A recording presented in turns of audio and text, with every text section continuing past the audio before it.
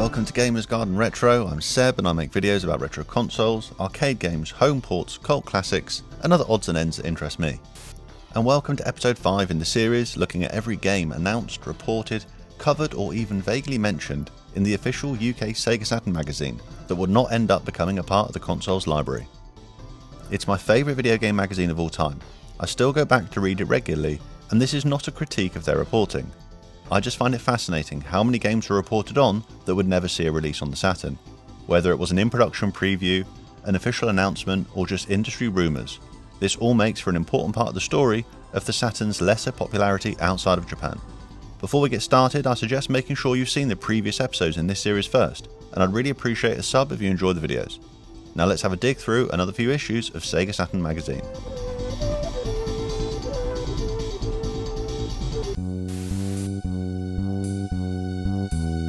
It's April 1997 and issue 18 marks us as being well into the year. It leads with a big render and a huge cover line for Duke Nukem 3D, the second entry in Lobotomy Software's excellent trilogy of Saturn first-person shooters. Some other games get small mentions at the bottom of the front cover, with Resident Evil's first screenshots and yet another mention of the ill-fated Syndicate Wars port. Speaking of Syndicate Wars, the contents on page 4 mention that it will be Bullfrog's last Saturn game, confirming Dungeon Keeper's cancellation in the process, and a 4-page feature is included on pages 18 to 21. This feature goes deep into the detail of how the game plays, how it's translating from the PC, and skirts over some specific features of the in-development Saturn version. Indeed, Sega Saturn Magazine state here that they have played a Saturn build of the game, complete with FMV intro, and it seems that Syndicate Wars really was very far into development for Sega's console. Here the reporters are excited, expect a release date imminently, and for the game to go on and become a smash hit for the Saturn. Jumping back to the new section, Sega Saturn Magazine lead with real Saturn screenshots of the upcoming Resident Evil port, and make reference to the game's sequel also being bound for the Saturn. Toward the end of this article, they mention the huge delay hitting Resident Evil 2, and we now know this was the restart in development the game underwent. But perhaps it's reasonable to suggest that if the game had not been restarted, it may well have arrived on the Saturn. At the time, Sega US President himself, Bernie Stolar, even stated the Saturn version was due only a week after the PlayStation debut, before it got put back into development. We'll see mention of Resi 2 again in future issues, but sadly this landmark game would not come to the Saturn, instead receiving a late port to Sega's follow-up console, the Dreamcast. Across the page on the sidebar of 7 is the 100th mention of a possible Virtua Fighter 3 Saturn port, and mention of a rather wild rumour doing the internet rounds about how apparently Core Design have seen the proposed accelerator cartridge in action, and even want to use it for an upcoming Tomb Raider 2 port for the Saturn. This may sound crazy now, but as I said last episode, the idea of an accelerator cartridge wasn't all that outlandish at the time, although the exclusivity deal that Sony signed for the Tomb Raider series would have been effect by now in mid-97. Sega Saturn Magazine clearly state that this is just speculation, but stay tuned to them to find out more. That's some big games, but not a huge amount for issue 18, so let's move on.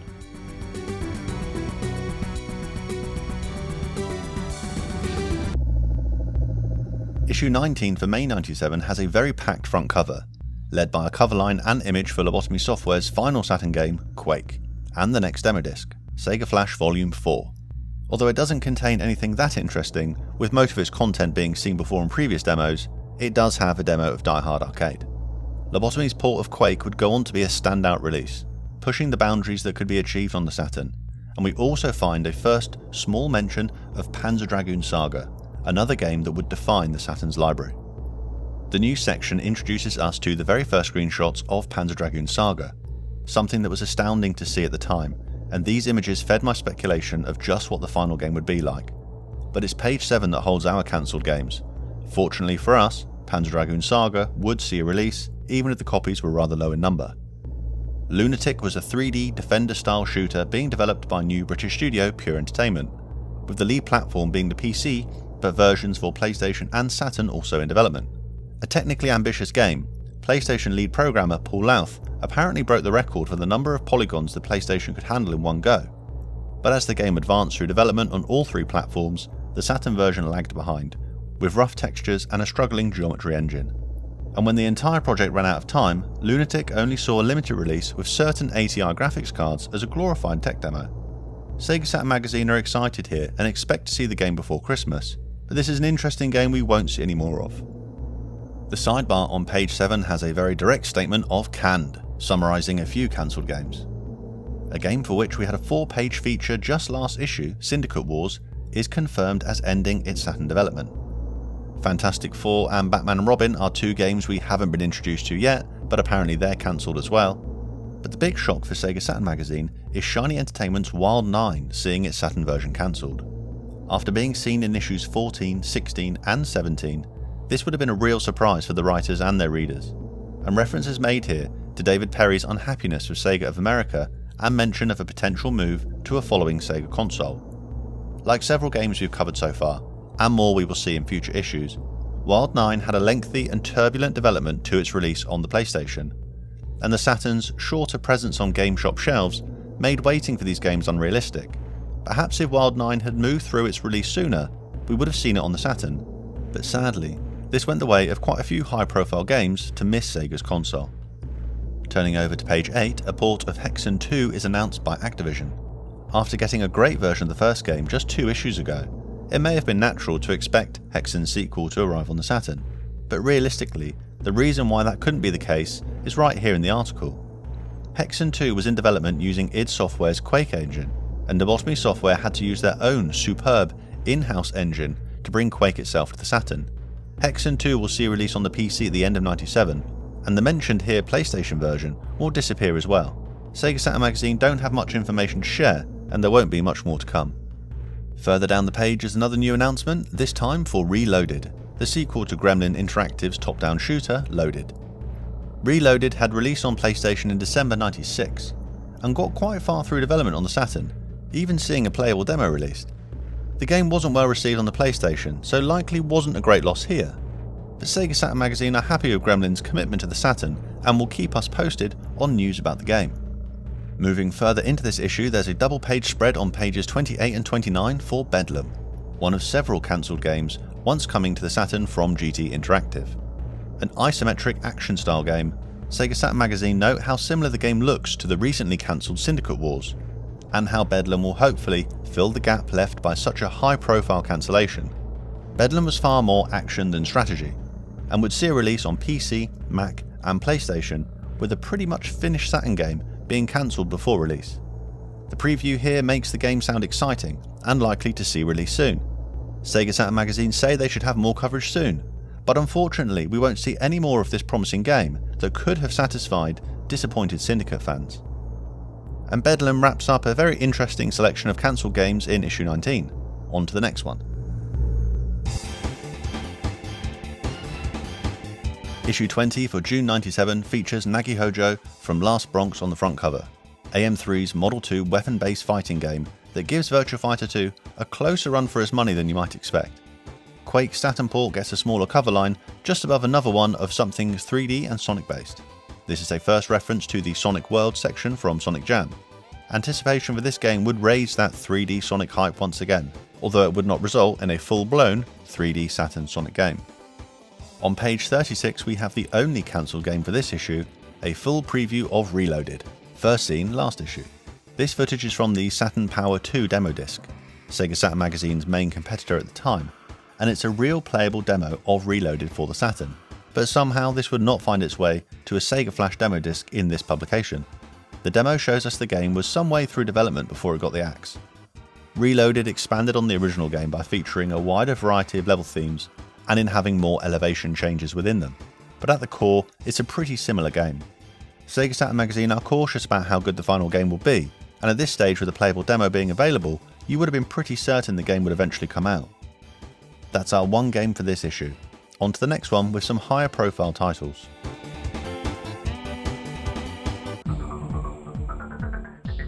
Issue 21's cover for July '97 is just packed with mentions of big upcoming Saturn games.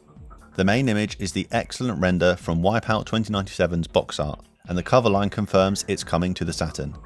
Resident Evil, Marvel Superheroes and Sonic Jam all get their own cover lines, alongside smaller mentions for Fighting Force, House of the Dead and Last Bronx among others.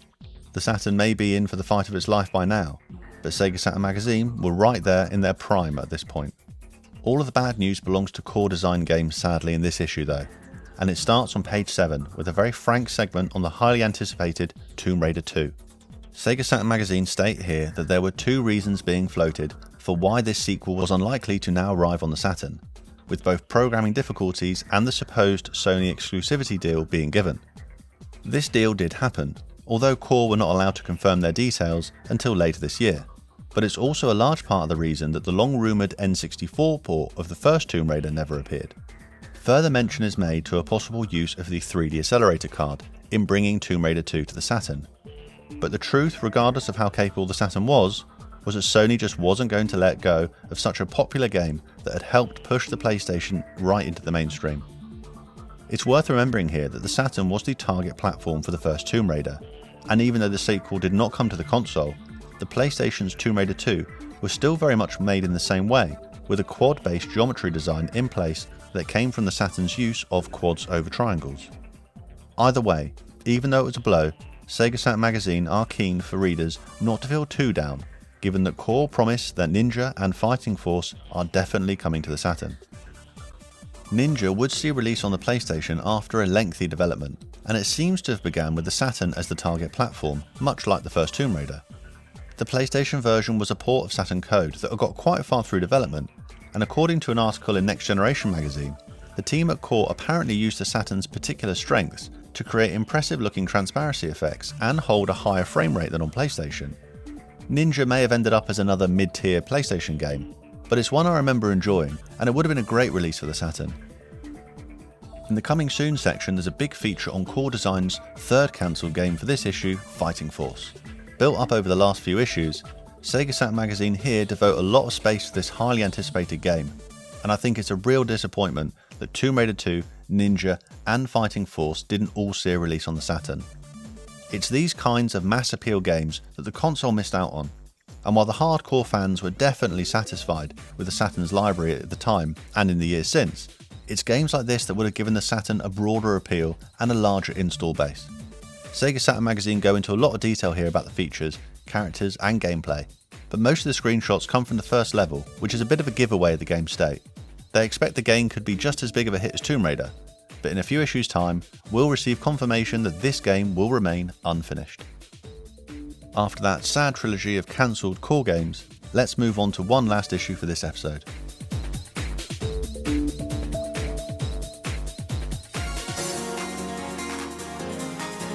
Issue 22 for August 97 leads with Sonic R, the impressive upcoming 3D Sonic racing game by Traveller's Tales that was part of a strategy to fill the space left by the earlier cancelled Sonic Extreme. Sega Touring Car and Resident Evil both get cover lines, alongside a box art for this year's E3 coverage, the source of much speculation and vague announcements that are home to our content for cancelled games in this issue. First up on page 10, it's reported that Fox Interactive have confirmed support for the Saturn, with versions of both Croc and Aliens vs Predator coming to the console. Now the first Croc game would see a decent port released, but it's the information about Alien vs Predator here that is interesting to us. Sega Saturn Magazine report that an upgraded version of the Atari Jaguar game is in development for Saturn, PlayStation and PC, but the included screenshots are said to have been taken from the PC version that the Saturn game will be similar to. Alien vs Predator on the PC would be a completely different game when it released in 1999, and whatever was actually announced by Fox here would not see release on any of the announced consoles in the end.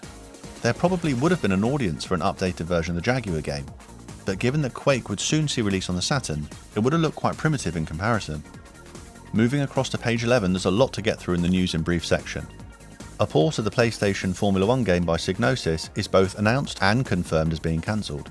Nuclear Strike is no longer being developed for the Saturn, but Micro Machines V3 is still coming out. But given that we first saw about this game way back in issue 9, we can assume something is up with the Codemasters racing game. There's a confusing message reported from David Perry of Shiny Entertainment saying that Wild 9 for the Saturn is not cancelled, but development has halted all the same, and another conflicting message regarding the Virtua Fighter 3 upgrade cartridge. Sega of America say it's not happening, while Sega of Japan won't say it's not happening. Sega Saturn Magazine expect a big press conference later this year, and until then, the rumour saga on the most anticipated Saturn game not to come out continues. Turning over to page 13, there's an analysis piece that states Metal Gear Solid could come to the Saturn if there's enough demand. It's not out there to think that Metal Gear Solid could have been coming to the Saturn at one point, Indeed, there is a small amount of information available that supports this in the early days. But given that MGS was a much later PS1 game, and how much it pushed that console, I would assume that very little progress would have been made on planning for a Saturn version before that was cancelled. What's probably a more outlandish claim can be found over on page 15, with a confirmation that several Acclaim games won't be coming to the Saturn, including Turok Dinosaur Hunter. Despite searching, I have not seen a mention anywhere else that Turok was ever announced as coming to the Saturn, apart from the single mention that it won't be here, and presumably it would have been a port from the N64. This one feels like exhibition rumour to me. And that's the end for episode 5. My takeaway from these 5 issues is that big third-party names were dropping away from the Saturn like flies at this point. And it's not just as simple as me saying that if games like Core Design's Tomb Raider 2, Fighting Force and Ninja came out on the Saturn, we would have experienced a different midlife of the console. These games were cancelled due to development and market size issues far earlier in the console's life, and games being cancelled 1, 2 or 3 years in is a result of those early problems. We know Sega and certain other third parties would still pump out great games throughout the entire console life. But even though Sega Saturn Magazine championed upcoming games as best as anyone could, the library really feels smaller than it could have been over these last few issues. What do you think? Would these cancelled games have made much difference if they did come out? Leave a comment with your thoughts and join me in the next episode for more unreleased games of Sega Saturn Magazine.